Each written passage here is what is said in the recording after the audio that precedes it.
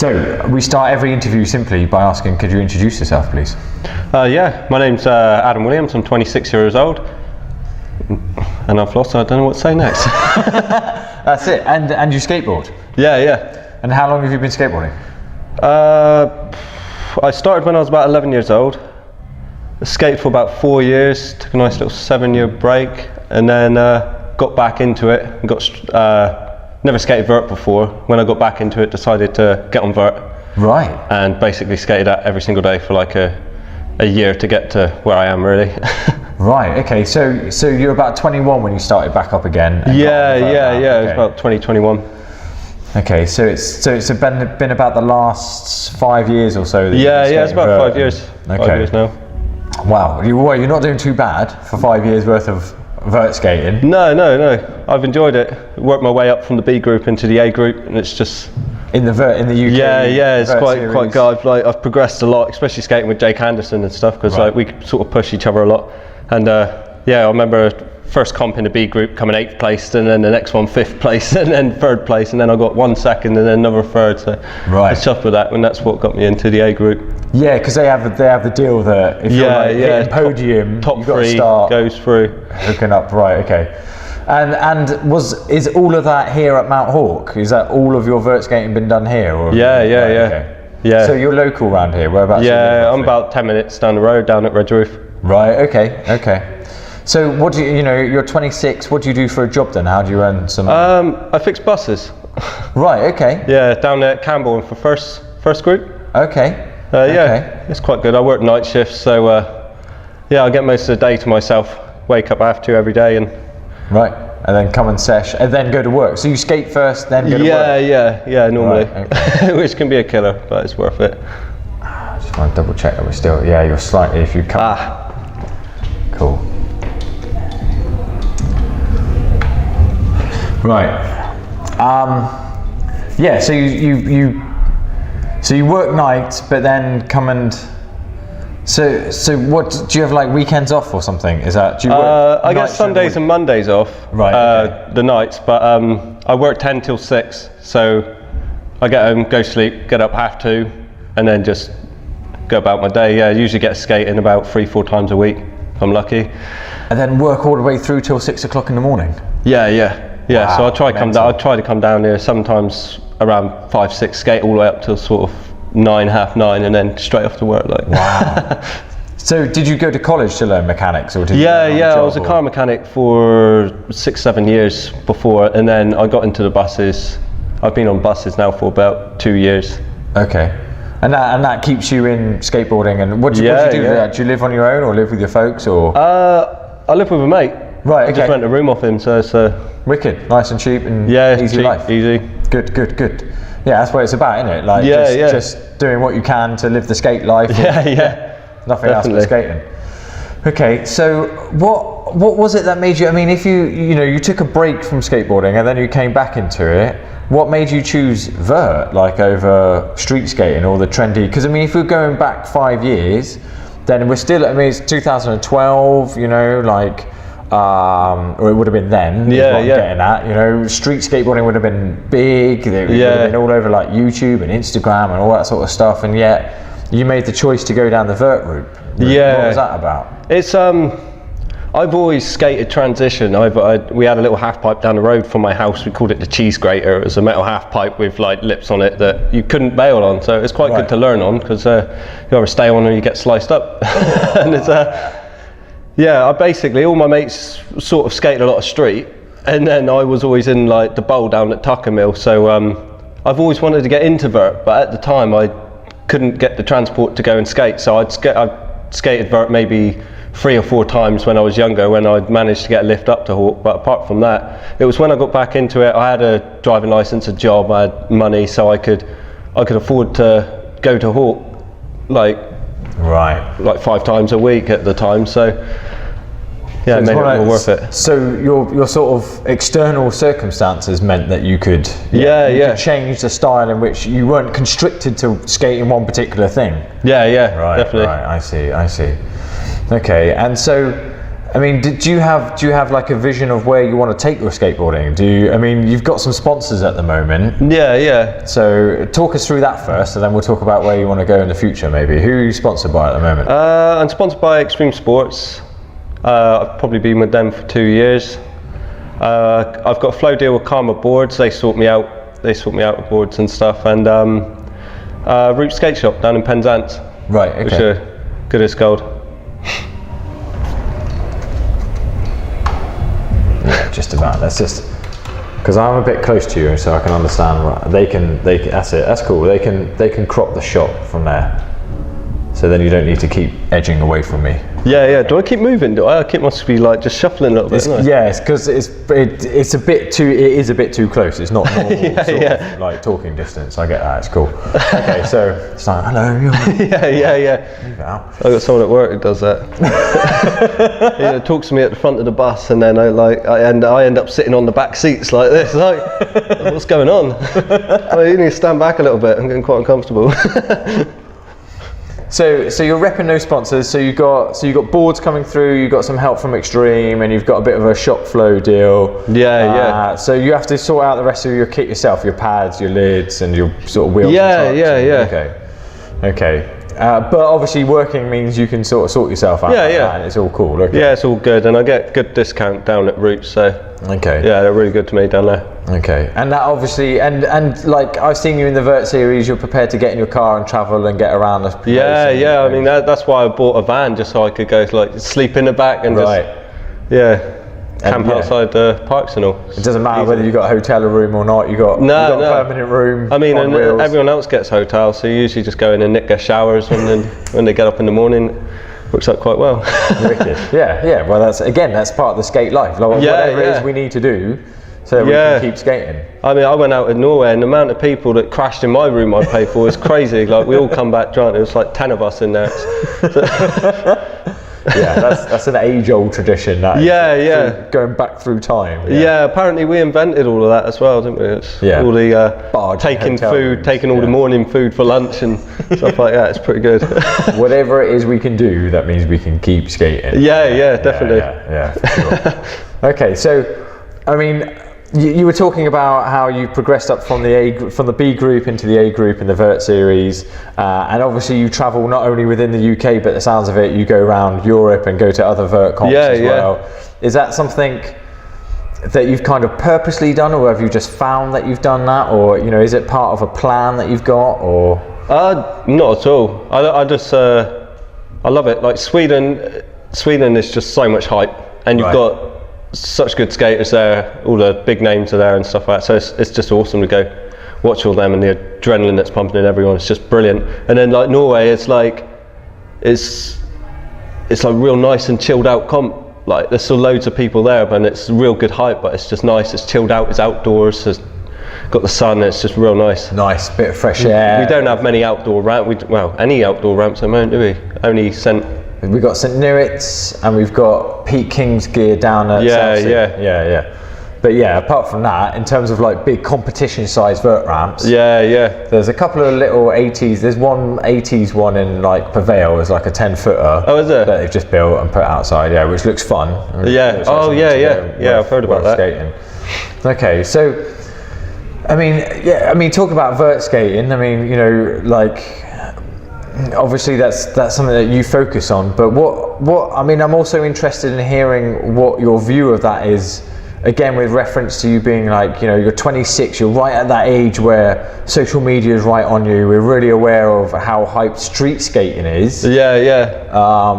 But how do you see the vert scene, both here in the UK and Europe wide? By the sounds of it, you've got enough exposure to it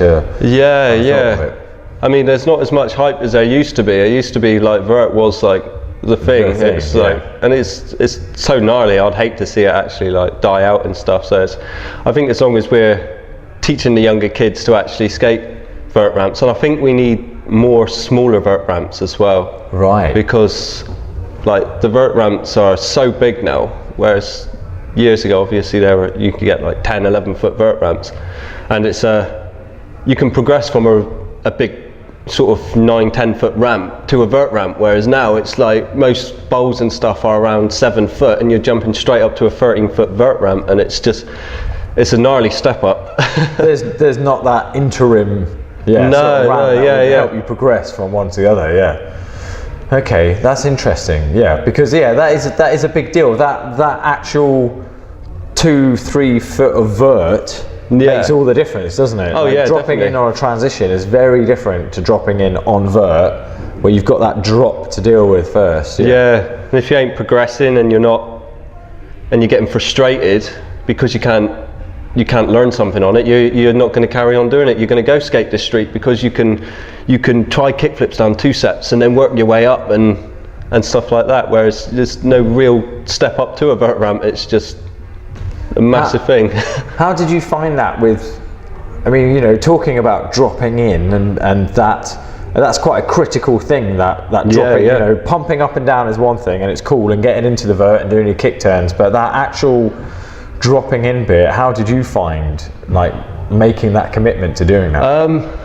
That was weird. When I come back after 7 years, I said to myself, I'm going to go up there and it's going to be a first ramp I drop in, and I'm not going to take any more than 10 seconds to do it. And I just got here, went straight up to the top of the vert, looked over the edge and just went straight down. It's absolutely terrifying to do after that much of a break, but it was that's and that sort of got me over it. I find the longer you wait to do something, the more you convince yourself not to do it. Right. So it's you just got to kind of get it over and done with. Because that's no small vert ramp out there, is it? No, it isn't at all. We just talked about different sizes of ramp. That's like a 14-foot full competition size bad boy out there.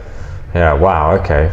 And I notice your skating seems not only, but you seem to have quite a bit of power. You seem to like flying around. Oh yeah. Is that something that, again, is that a conscious? I'm always interested in that. Is that this idea? Is that a conscious choice, or is it something that you just found that you were interested in doing? Yeah, it's just my favourite thing to do. Right. And it's the higher I go, the nicer it feels. The more I'm in the air, I don't know. I get, even if I'm here and I'm not even going to have a vert session, sometimes I'll put my pads on just for 10 minutes and I'll literally just do like 10 airs and then de-pad and go home. Just literally just for that feeling. So is there any times where you think I should balance that out with learning some lip tricks as well, or are you happy with what you're doing at the moment? I mean, I do. I've got a fair amount of lip tricks behind me, which I'm always working on a new one. I've just learned the lip smith grind on vert as well. I've been trying that for ages, and I've only just got that the other day, which took me about 100 attempts, but it was well worth it.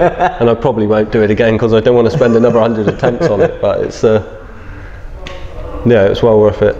Well, again, that fits in with this whole idea of, with you entering competitions, do you ever think about structuring your runs? Do you ever think about, God, I've got to make sure that I try and do both the air tricks and the lip tricks, and start with a safe run and try some harder stuff later on? And I normally start with a safe run, save embarrassing myself on the intro run, but it's normally when I drop in, I plan 1-2 tricks, and then the rest I sort of try to just deal with whatever speed I've got to do next, sort of thing. So it's you improvise. If I land real low from an air, and then I'm going to try do a lip slide or a grind or something like that, whereas if I get it nice and clean, and then I'd really try to boost a nice air when you land, because again, it's that whole thing about, it looks effortless, but I guess you're always calculating how much speed have I got, how am I dealing with coming up to the coping right now, I find it's my first air is normally what sets up the rest of my airs. Because I really push on my first air, and then you try to land as close to the coping as possible with your legs quite bent, so that you can just push on your way down, and then you'll just naturally gain the speed from that. Okay. Do you ever help out any of the younger vert skaters or any other younger skaters here? Do you do any teaching or anything while you're here? Either formally or informally? Normally if I see someone struggling to try a trick or something like that, and I can see what they're doing wrong, I'll go over, I'll give them a few pointers, because there's a lot of the times you're just repeating what you're doing and it's not working. It's nice to just say to someone like, oh, you need to try something different. Like as slightest, as you know, like as slightest where your shoulders are, where your feet are, or anything can make a massive difference to how you do the trick. Yeah, I can fully relate to that. That whole idea of 100 times trying something, and then the one you just change a little bit, and you're like, oh, now I can see how this is going to work. Yeah. And it almost clicks. It's like you know you're going to land the trick because you understood how it worked just that last time before. So it's you almost know you're going to land the trick before you've even gone for it on the last time. Like yes, and you get that little bit of adrenaline feeling like this is when I'm going to actually try to land, and that's that attempt before the landing. Where you're like, oh, now I get it, right. You're running back up to the top. I got it now. I got it. Yeah. I love that feeling. I love that. That's when you get the adrenaline, because you know you're going to commit to it, and that's why you get the adrenaline. Because once you decide in your head you're going to commit to it, if you commit and then it goes wrong, that's when it really goes wrong. Whereas 9 times out of 10 it doesn't. So it's pretty good. Yeah. Because again, it's like a mental game. I mean, how do you deal with some of that mental game? Because vert skating has got that. One of the things I've discussed before with Matt Marlowe, who organises the UK Vert Series, is this idea that as opposed to street, where the terrain changes all the time, the ramp stays the same. Yeah. And it's your tricks on it that change. Yeah. So in terms of the mentality, you know full well what the terrain is going to be. It's this vert ramp that you skated 1,000 times before. So there's an element of what am I going to do this time that either makes it better or faster or higher. So do you have any sort of like mental exercises or tricks that you play on yourself, or things that you do to help you progress and do stuff? I normally find I do a lot better when I clear my head, completely clear my head from just any noise, not even like, don't even try to motivate myself, just completely blank head. And that's normally when it happens, because a lot of the time when you're trying something, you know how to do it, but you just, all that mental noise is what stops you from doing it. And it's what gives you the fear and stuff like that. You're usually telling yourself, oh, I'm going to slam, or this is going to happen. Whereas if you can clear your head, and then that's pretty good. But I meditate a lot at home and everything as well. Just it always keeps my head clear, and all breathing exercises and stuff.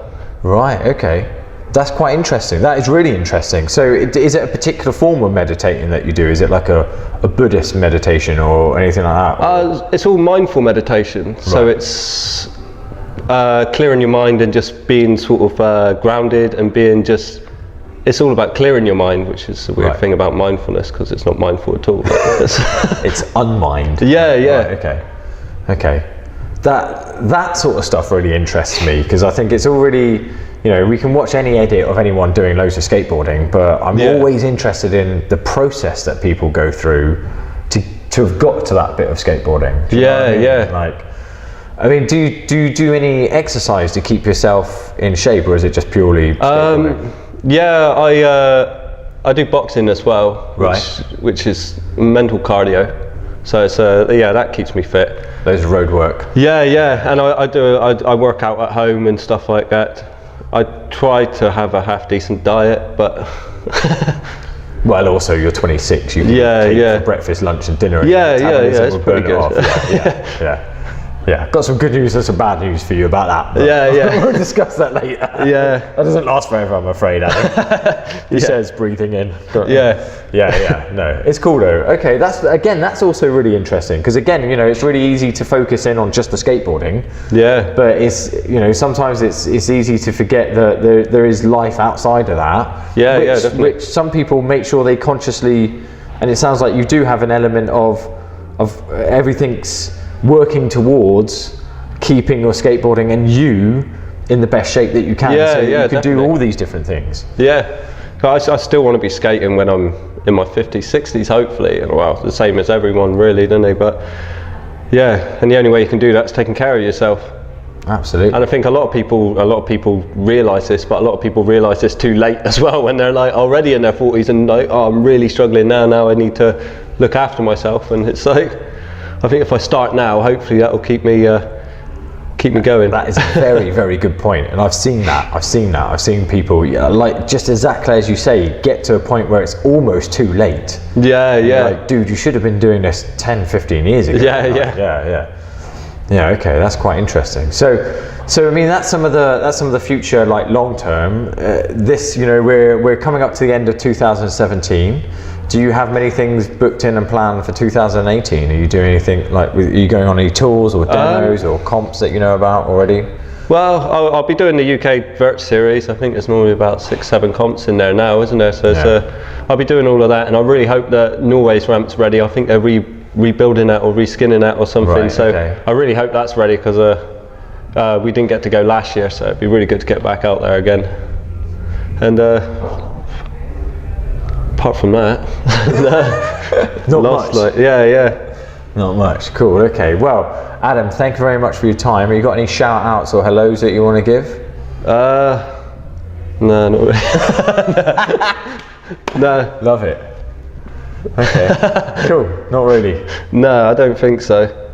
No, because I'll just shout out to the work lot, but I'd just be calling them all. Yeah, I don't think that's too good for a Facebook page, really, is it? Whatevs, we can go with it. Yeah. Adam Williams, thank you very much for your time. No worries. Cheers, man. Cheers. What? Yeah, you